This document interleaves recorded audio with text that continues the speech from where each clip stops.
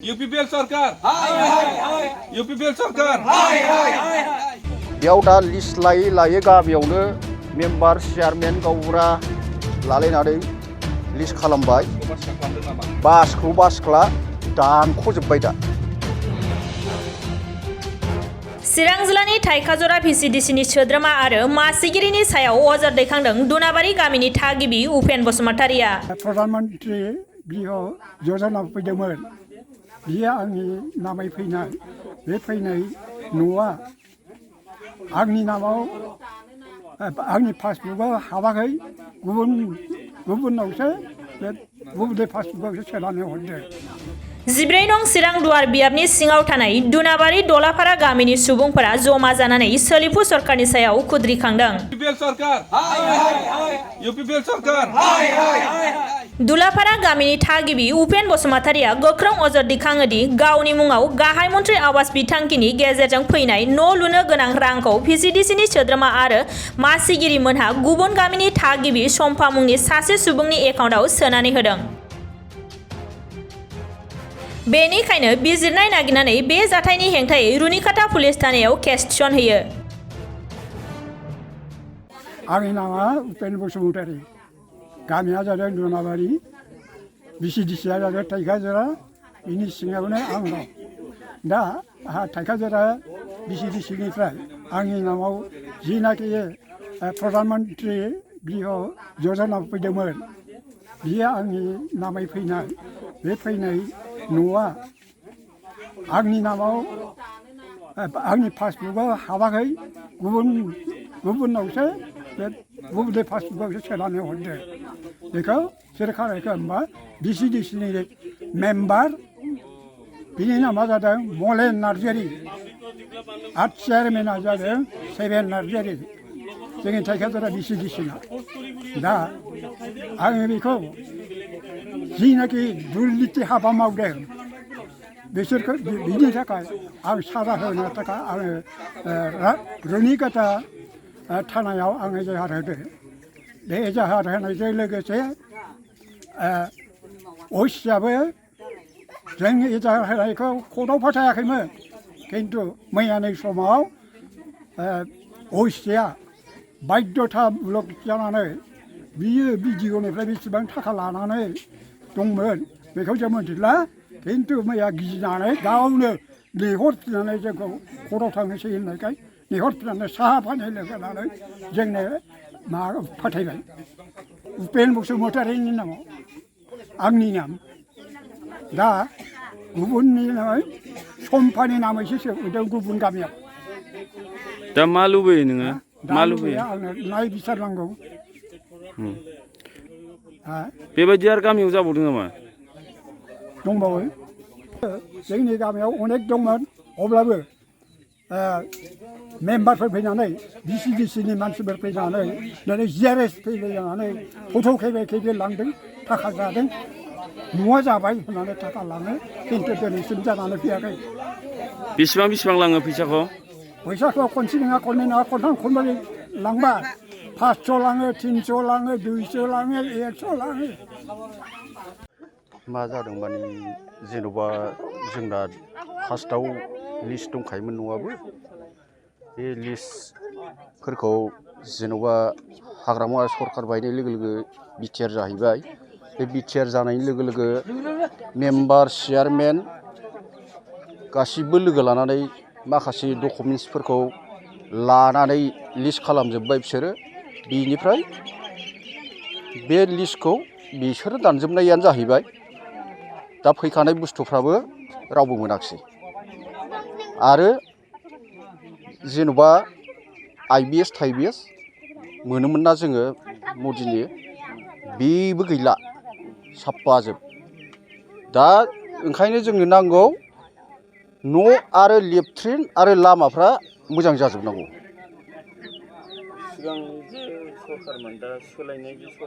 सोलायनाय सरकारनिफ्राय नांगौ जोंनो। मा सोलायनाय मोनखो माने जेन'बा जोङो मोनसेबो सोलायनायखौ नुवाखै। सोलायनो माने गस्लाफोरखौनो गाफबजोबनासो दोननाय जाबाय। जेबो जेबो उन्नति खालामनाय जायाखै बे सरखार गोदाना औ मानो मोनाखै माने बे जों जेन'बा माबामोन बिपिएफआव दंमोन इउपिपिएलआ देरहाबाय बेयाव दा लिस्ट लायै लायै गामियावनो मेम्बार चेयारमेन गावबुरा लालायनानै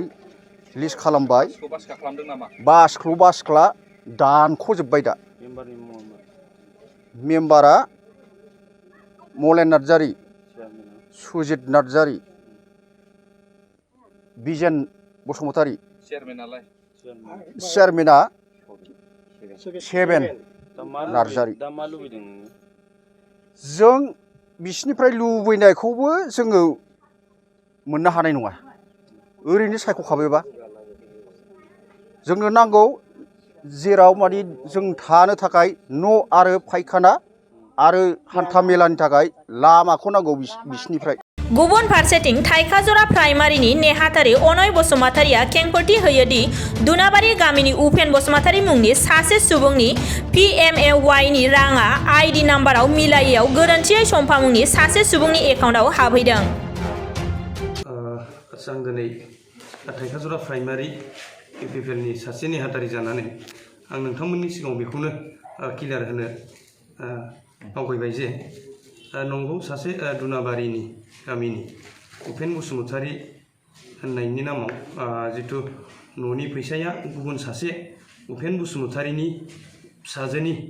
सम्फा बसुमतारि बिथांनि एकाउन्टआव हाबदों बियो माने बिथांखौ बिथांनि एकाउन्टनिफ्राय खुनु गोसो जानानै गुबुन सासेनो हरनाय नङा मानो होनोबा जोंनि नैबे लिस्टआव नोंथांमोना नायनो हागोन उपेन नामाव साथाम जोंनि लिस्टआव साथाम उपेन नाम दङ बाहाय दा जोङो नायनायाव जोंनि ID नाम्बार लिरनायाव निस्सय बिथांमोननि लिरनायाव एसे मिस्टेक जादों गुबुन सासेनि आइडिया गुबुन सासेनियाव थांदों बाहायनो गोरोन्थि जानानै बै सासेनियाव हाबदों खिन्थु बे नङा जे बे सोरनिबा न'खौ सोरनावबा हरनाय बेनि खुनु थांखि गैया आरो जोङो बाहाय प्राइमारि जानानैबो जोङो BCDC चेयारमेन मेम्बार बिथांमोननि सायाव गोख्रों भाबै जोङो नोजोर लागासिनो दंखायो आरो बिथांमोना जुदि बिदि इलेगेल मावोबा जोंबो पार्टिया बिथांमोननि सायाव गोख्रों स्टेन्डखौ लानाय जागोन होननानै जोङो बुंबाय थानाय जादों दा जोङो नैबे लिस्टआव नायनानै क्लियार मोनो जे बिथांमोनहाबो खुनु इलेगेल मावाखै होननानै जोङो बुंनो हायो माने ओंखायनो नैबाव नायनो हागोन नैबे लेखायाव जितु आं लानाय जोंनाव गासै थाइखाजरा BCDC हिसाबै